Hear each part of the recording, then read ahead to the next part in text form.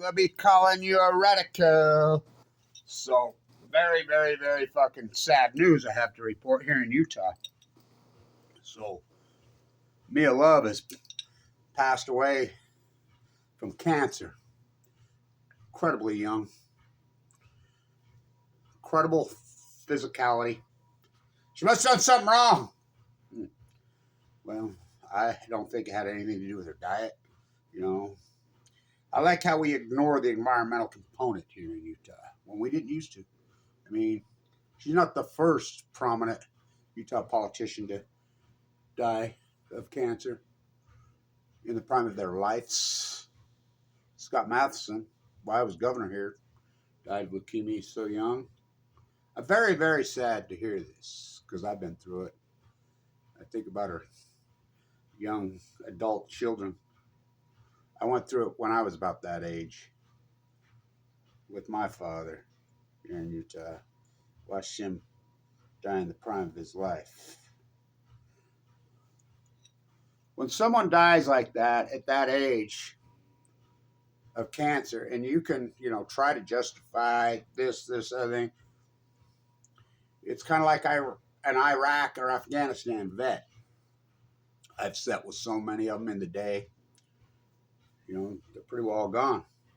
Me and one of the nurses I used to work with, I ran into her recently and we were talking. She says, Kevin, you know how many I treated the Iraq FBI? I know how many you sat with, Kevin, the VA. She says, every single one that I was treating, they're all gone. They're all dead. Yeah, you don't see many of them around anymore. They're all dead. The trauma that these young deaths create, the trauma that it creates inside their children. Husband, wife, that's one thing. That's trauma on them, big time too. Major trauma, but,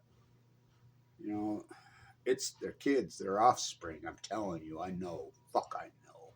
They try to make a sequel out of me. I got leukemia in 2011.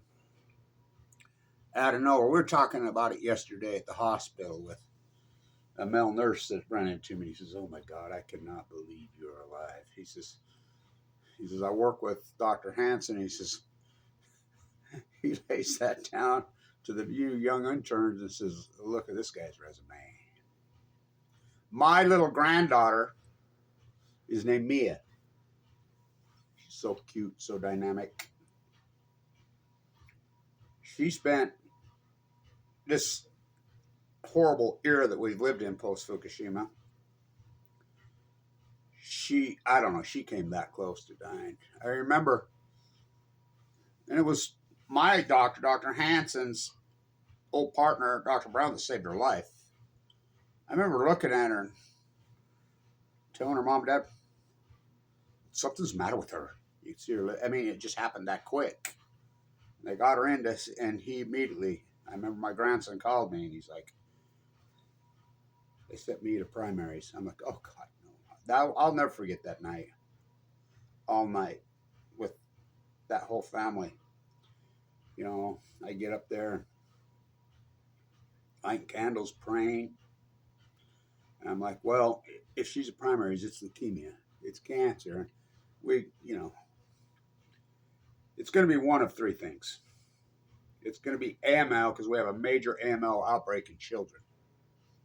And AML in children is almost certainly a death sentence. Not always, but almost. Oh, I know. I lived in the bone marrow transplant center for 5 fucking years. Or it's going to be the juvenile leukemia, which used to be a death sentence.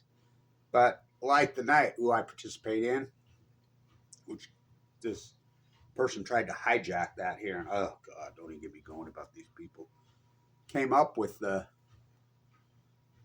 there's a treatment. And they have a very good chance of living, but it's still a horrible, horrible, hardcore, brutal fucking treatment. Or it can be the anemia, which can be, they'll have to deal with the rest of their life. It's one of those three, I can tell you. It's going to be this, or this. Everybody's praying. I'll never forget my grandson. looks at me and he says, Grandpa, I had a dream. Fell asleep for just a little bit and he woke up. I had a dream. I said, what's your dream? He says, it's the middle one. And I says, well, that she's going to live.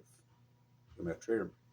My dad, human lab rat in the Nevada test site, nuked to death like these guys, USS Reagan.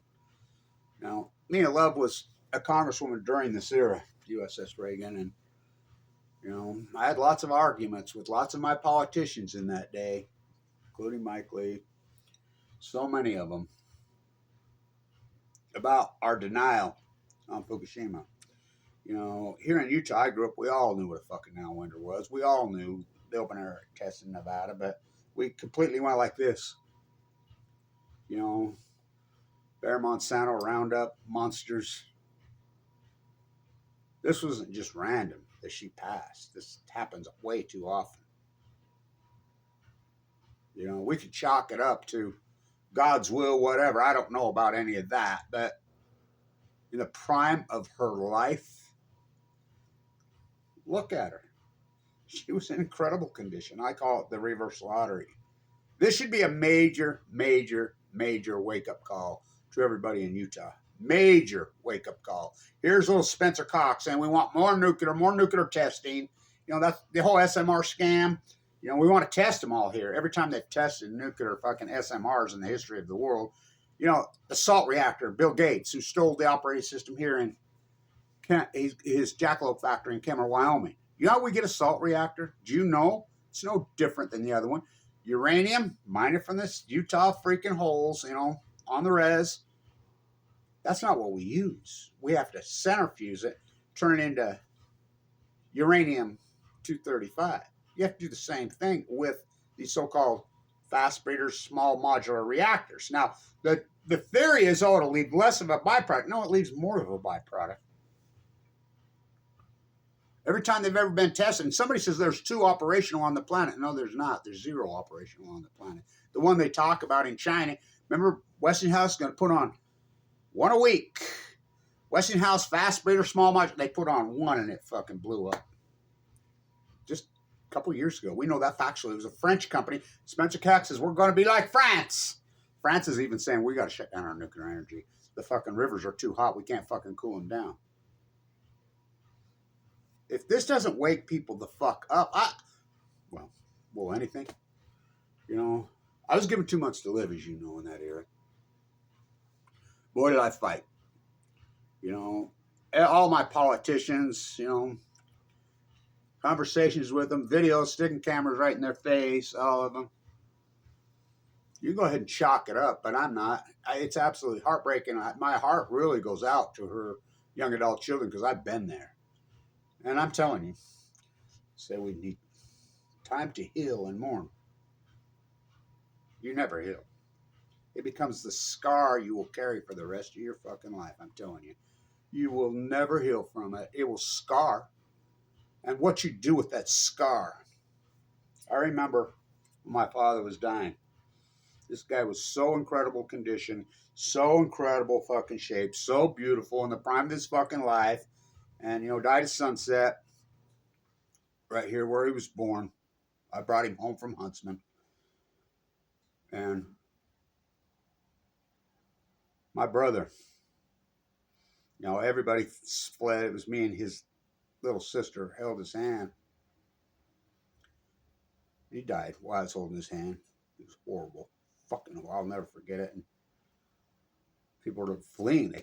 I mean, that's so hardcore. Inside the bone marrow transplant LDS, I sat with so many because family members won't sit with them. You need to be with them as they go. It's important. I remember listening to people, oh, I can't believe this is happening to me. And I tell them, it's not happening to you. It's happening to him or her. Go be with them. You know, the nurses have to do it. It's not fucking, it's not just, well, it's fucking horrible. It's fucking horrible. So I remember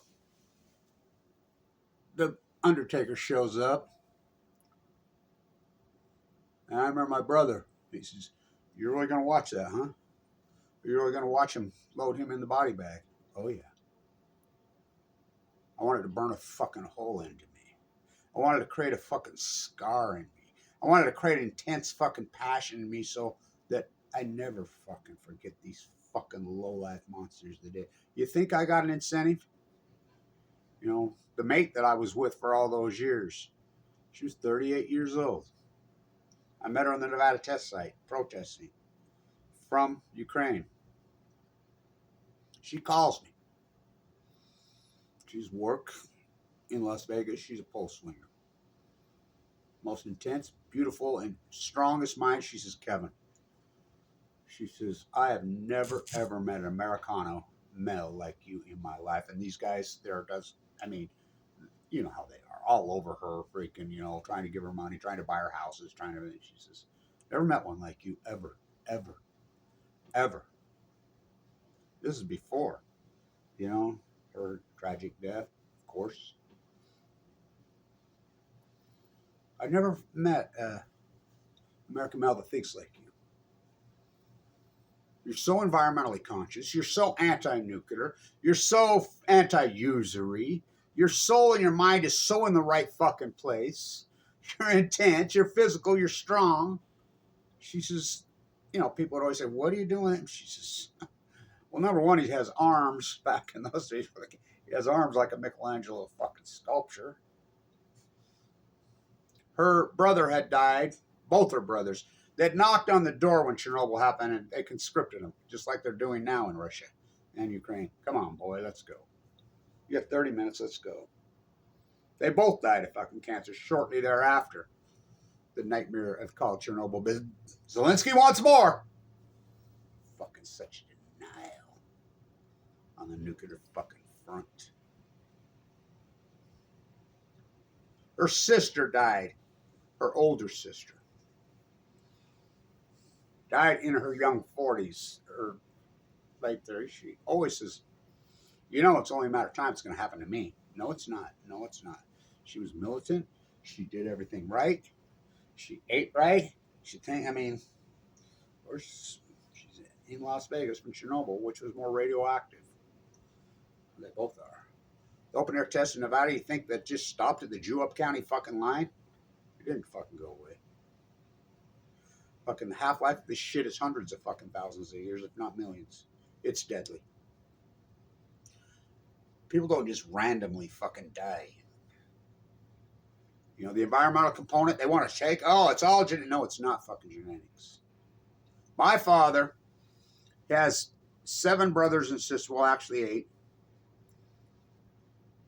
A lot of them are still very, very, very, very, very, very old. I mean, in their 90s. Not one of them, any cancer. Not one of them, no cancer. 0.0, no cancer. He was the healthiest one of them all. I think Mia Love was pretty damn healthy, pretty damn strong. By just physically looking at her, you could tell.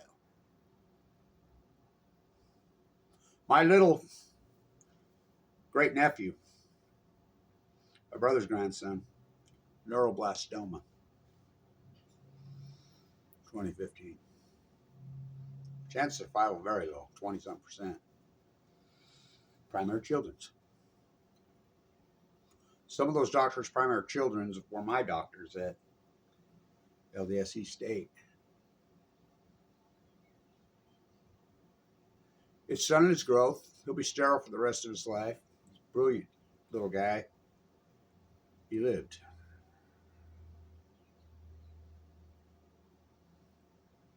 The environment, it's so heartbreaking. We were talking about my cancer yesterday, and when it attacked me in 2011 out of nowhere, I just felt a little out of nowhere. I thought, what a story.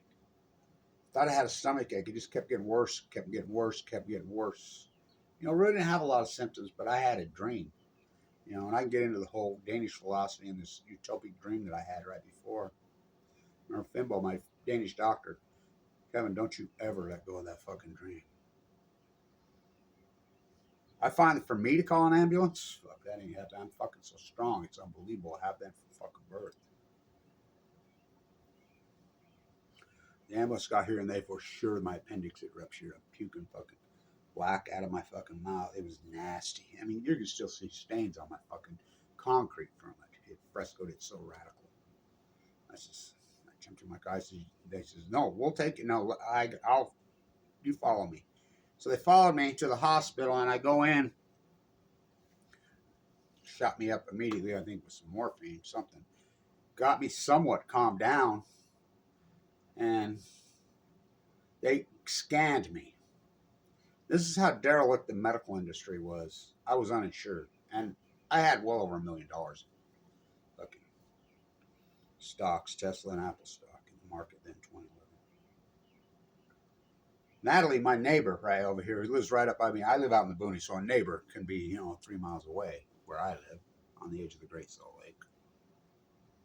She scanned me. Hands up, no nukes. I'm going in to have my heart scanned today. I remember the quack. He come in there and he says, well, you're calmed down. I think it was just food poisoning, but you do have an elevated white count. The fucker didn't even look at my scan. Went home 2-3 days later, fucking even worse. I mean, so much epic pain, just cramping. I mean, so I go back, same thing. Emergency room dismisses me, fucking throws me away. A few days later, I go in. It's a Friday afternoon, and most cancers are diagnosed on Friday afternoons. Why? Because people know they don't want to deal with emergency fucking room situation on the weekend. So I go on a Friday, same thing. I turned around. I left the emergency room, and I turned around, and I went back. And I said no, and I demanded. Finally, it was a woman doctor. She come in and talk to me, and she's gone for a long fucking time. Long time. I'm watching the Isaacson interview about Steve Jobs' fucking book. Who died of cancer so fucking young. My neighbor's fighting pancreatic cancer. And I only 2 boys out here. He and I both. He's terminal. Young. Cancer Alley right here. She come back, she had tears in her eyes. She says, oh, I'm so sorry. You're plumb full of fucking tumors. They're wrapped around your lower bowel. We're admitting you right now. I remember this Asian descent doctor come in the next morning because my daughter came and my little grandson, and the nurse says, no, I'm going to bring in another bed. They can stay here tonight. This doctor comes and says, what are they? And he threw a fit and told me there was not. Let me back up. In the middle of that night, they called me in and scoped me. Dr. Taos did. And she says, when he admitted me, the emergency room, she called the on-call oncologist, who I'd never known. I know all oncologists in this town, because I grew up with Vincent Hansen, fucking known him since I was a child. He come in and he's looking at my screen. And I said, well, don't lie to me. Tell me. And he says, no, this is bad. He says, see that mark right there? That black? It's in your liver. He says, don't lie to me. Give me your fucking opinion. How long have you been on college? Well, not that long, whatever, but give me your opinion. And he says, I would say you'd probably be dead within 2 months, just like that. Next doctor come in and says, oh, yeah, my wife, I live in North Dakota. My wife got stage 5 breast cancer. She would cry every night, blah, blah. And then she finally just accepted it. I'm like thinking to myself, what the fuck are you idiots talking about? So they scope me in the middle of the night that night.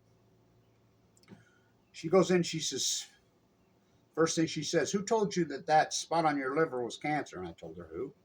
Okay. She says, that's not cancer. You drink beer? Yeah. Fucking, that's a normal fucking liver spot for someone your age. That's not cancer. And she went in, there was a hole in my stomach. So she skipped a piece of it, blah, blah, blah, and come out and says, no, your whole problem is ulcers. These tumors are just carcinoid cancer. Oh, fuck, what a quack. Next morning, this guy comes in, Asian descent, and really just kicked me out of the room. No, there's nothing wrong with you. Get out of here. Blah, blah. Just a prick. If I ever see that guy, I'll do the time first. I came home. A family member found me curled up, passed out, almost dead on the floor here in my house, in my bathroom. So I go to Huntsman. Huntsman won't even see me. They says, bring us a check for $12,000. We'll talk to you. Okay. They had a conversation with me on the phone. They called me on the phone. They sued me while I was in the bone marrow transplant at LDS for fucking years. Sued me for $1,200 for a fucking phone call. The luxury good of death, those pieces of shit. And I didn't name them the luxury good of death. That's the brass at LDSE State. This went on for a month, the misdiagnosed, back and forth, back and forth. I'm in so much fucking pain. I'm fading away. I'm losing 6-7 pounds a day. I went from 175 of muscle down to 120 pounds so fast make your head spin. These quacks, quack after quack. So finally they says, we're going to biopsy. So this guy breathes it and goes in and gets a piece of it. So, well, you're going to see Dr. Vakar. He's going to cut it out, I think. We're going to go see. So I go in to see him, and I'm in so much fucking pain. I'm a fucking nervous wreck. I'm searching all over the internet.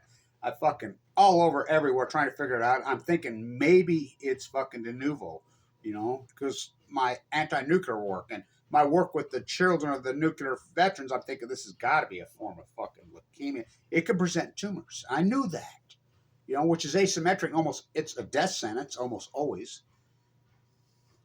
He goes in and he looks at the screen and he tells me, oh, it's benign.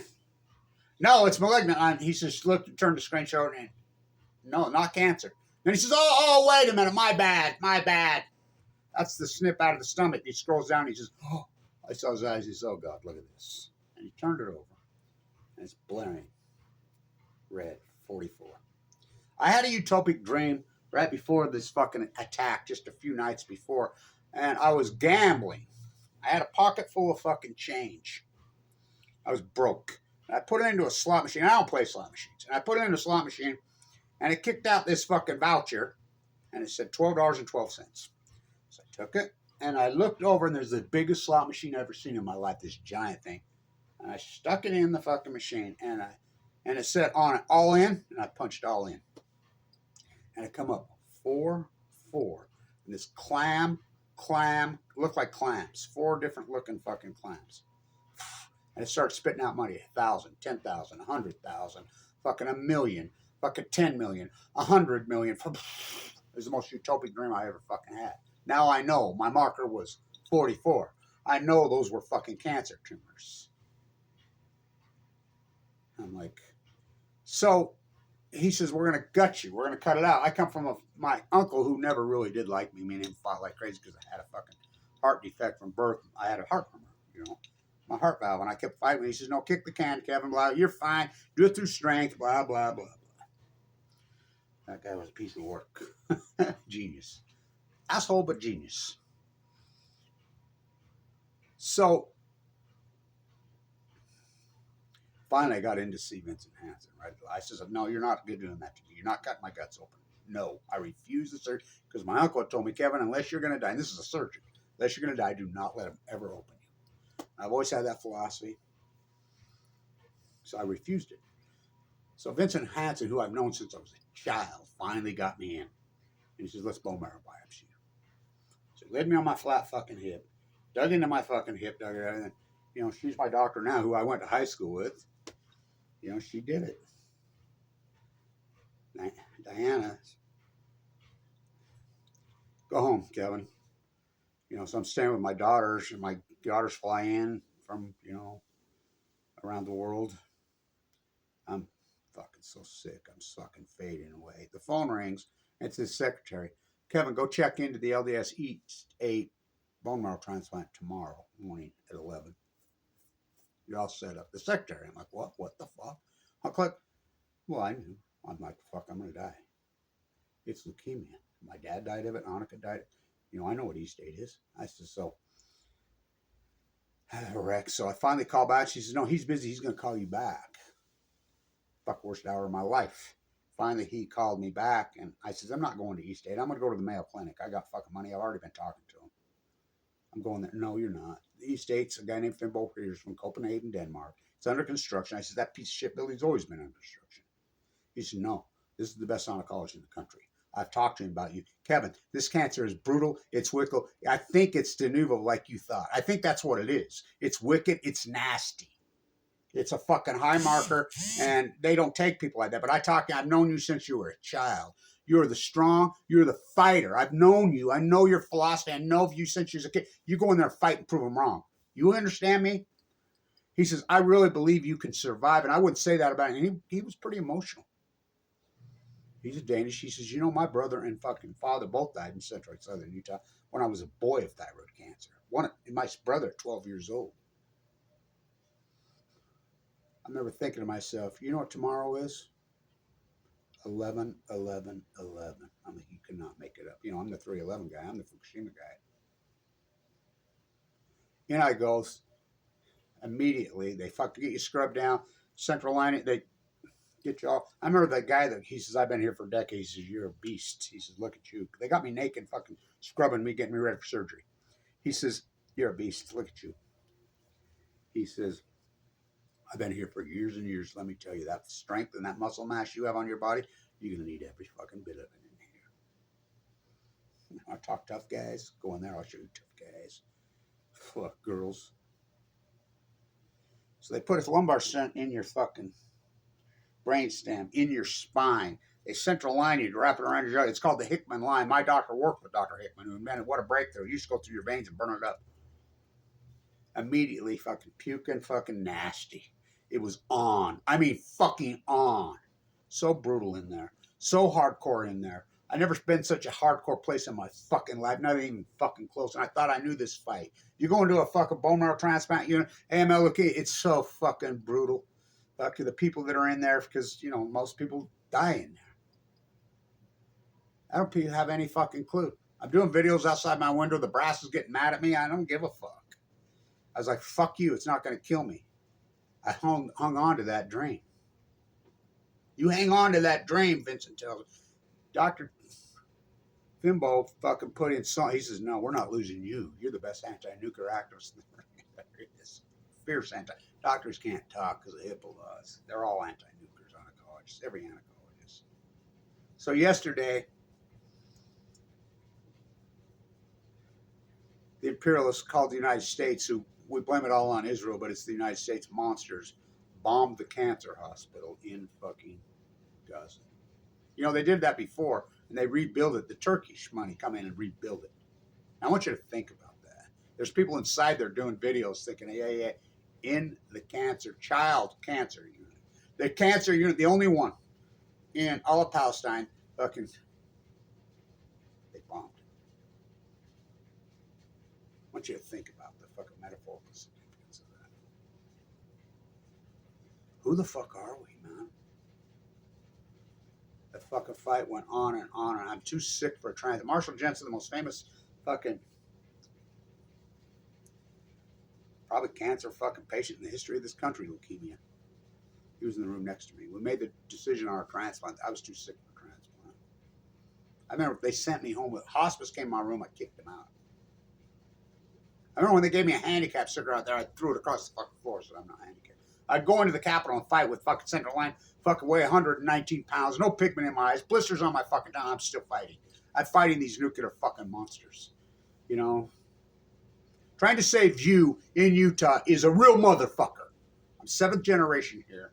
I know everybody who's here, we all have our fucking horrible, horrific stories here. Yes, Spencer Cox is going to give us more. What the fuck? This should be a wake-up call to fucking everyone. So I've documented the fight so historically, so radically, so fucking intensely. Well, fuck, I wonder what. What am I supposed to do? Just lay down and fucking die? You know, I chose to fight back. As intense as radical as and I don't believe in fight. I like how they say, oh, fuck you can't be violent, you can't be violent. And then they're so violent. Think about the United States government, how violent they are. Slaughtering fucking children as they starve to death in Palestine. Bombing them. Can you get more violent? Bombing a fucking cancer hospital? Can you get more violent? The fuck is the matter with us? My heart goes out to her fucking adult children. I don't know if she has grandchildren or not, but probably. I mean, who the fuck are we in Utah? Little Spencer says we need more nuke. I'm down there fighting them by myself. And Milner Weaver State says, we're going to bring more nuclear here. There's no, the SMRs, every time they've been fucking trying, we're going to refire up Palisades. We're going to free up 3 Mile Island. We're going to free up, no, they're not. They're not refiring up anything. You have Kevin Lynch. That's all you have. That's all you have. And I get no funding. Think about it. I've never got any funding from Utah. Very, very, very, very little.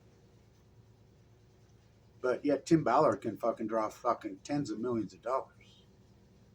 My point is this. It don't give a fuck about your political status. It don't give a fuck if you're blue pill, red pill. It doesn't give a damn about your fucking political status. It doesn't give a fuck about your economic status. Don't give a fuck about nothing. Old, young, black, white, brown. I call it the great equalizer. It's fucking the reverse lottery. Only the good die young. It's horrible. Natalie, who scanned me, she died of fucking cancer. There's after. You know the byproduct?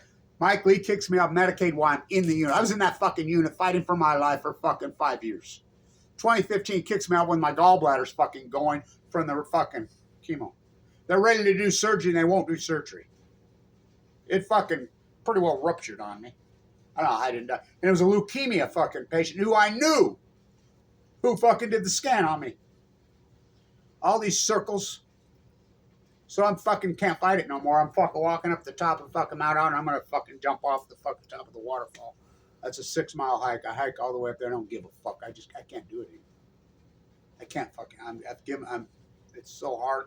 I'm just fucking, I can't do it. The fight, the impoverishment, the fucking, I mean, it's so fucking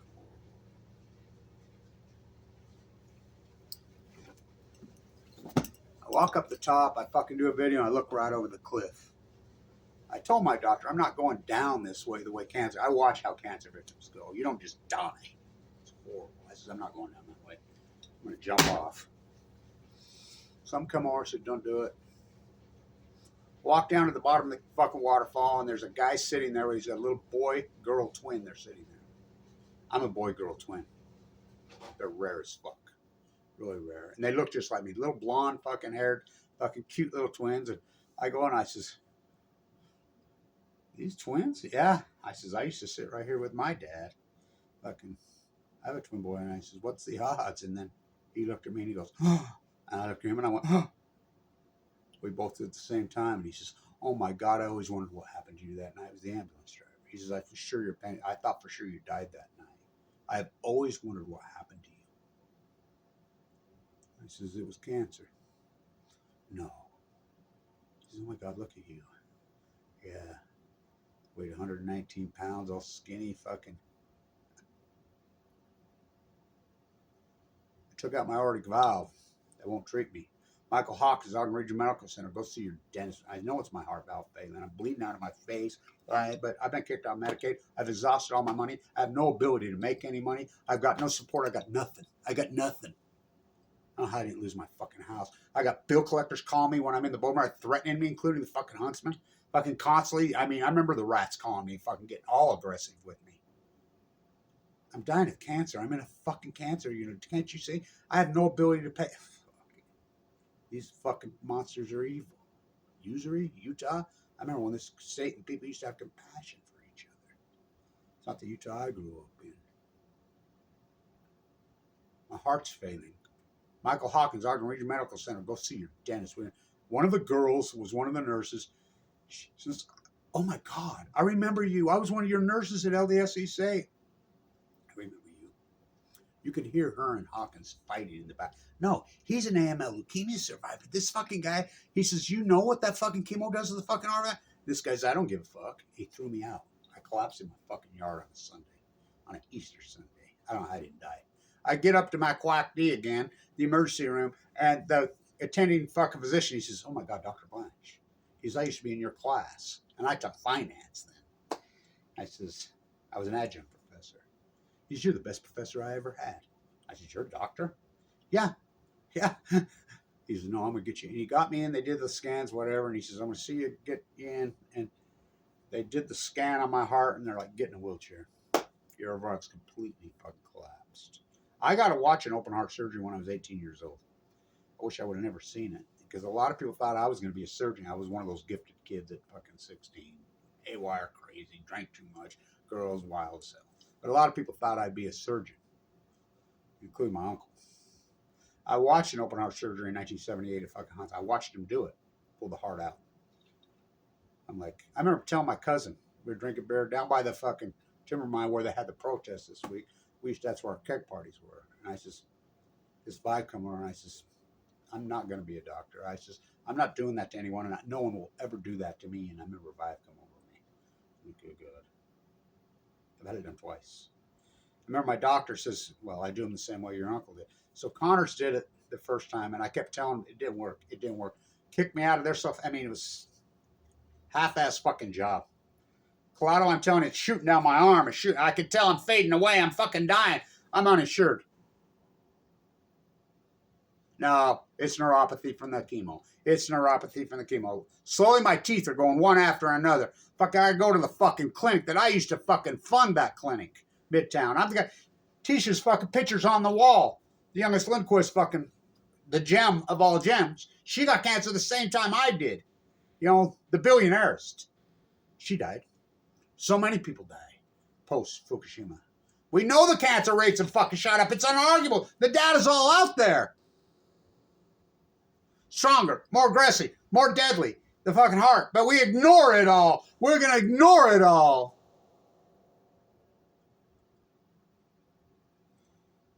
I kept telling him till my heart fucking blew up on Christmas Eve 2 years ago. The top of it just ruptured. I'm so tough and crazy and don't want to deal with emergency rooms that I didn't even go to the emergency room. You know, I thought probably it was a heart attack. Fought it for 6. I had 2 heart attacks. I go in there, finally, it's young Dr. Hansen, an intern. He's a young intern. He laid the fucking rhythms over there, and he says, no, there's been something here. Let's get you in. Get you on the treadmill tomorrow morning. I couldn't even walk. I get on the fucking treadmill, and they're like, whoa, whoa, whoa. Your electrical system's completely fried out. So we're going to put a pacemaker in you. No, I've had a heart attack. No, we don't think so. So I'm in the fucking room getting ready for fucking the pacemaker surgery. And one of the butchers is right there that's getting ready on. He's hearing me and my doctor talking. And he's like, I heard you guys talking. He's probably had a heart attack, you think? And no, he says, so he went over and argued with the doctor. He says, no, this guy's had an event. You got to fucking. So they finally give me the blood test. And they're like, yeah, there it is. There's the marker. Something's happened. So they go into my groin. Fucking the Russian doctor up there, who's a great doctor, him and Lindley.